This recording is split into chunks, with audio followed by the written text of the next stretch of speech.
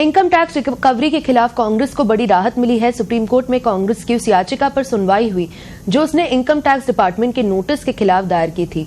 सुनवाई के दौरान डिपार्टमेंट ने आश्वासन दिया कि फिलहाल इस मामले पर कोई एक्शन नहीं लिया जाएगा। इसके बाद सुप्रीम कोर्ट ने सभी पक्षों की बात सुनते हुए इस मामले पर सुनवाई 24 जुलाई तक टाल दी। सुनवाई के दौरान इनकम टैक्स डिपार्टमेंट की तरफ से सॉलिसिटर जनरल तुषार मेहता पेश हुए। उन्होंने कहा कि हम नहीं चाहते कि किसी पार्टी को चुनाव लड़ने में समस्या हो, इसलिए फिलहाल 1700 करोड़ रुपए की वसूली के लिए कदम नहीं उठाया जाएगा।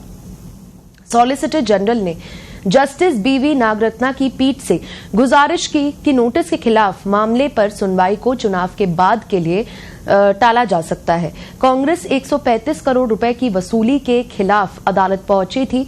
सॉलिसिटर जनरल ने कहा कि कांग्रेस की याचिका में सीमित मांग की गई है, लेकिन हम उससे आगे बढ़ते हुए कह रहे हैं कि फिलहाल 1700 करोड़ रुपए की या किसी और रकम की वसूली के लिए कोई कदम नहीं उठाएंगे।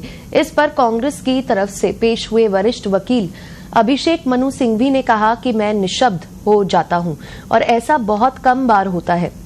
मुझे कहना पड़ेगा कि इनका रवैया बहुत उदार है। वहीं जस्टिस नागरत्ना ने कहा कि हम इस मामले पर 24 जुलाई को सुनवाई करेंगे।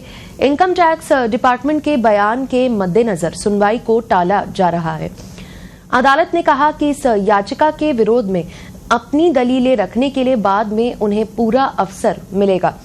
दरअसल इनकम टैक्स के नोटिस के जवाब में कांग्रेस ने आरोप लगाया था कि इन्हें इसलिए भेजा गया है ताकि चुनाव में पार्टी को परेशानी का सामना करना पड़े।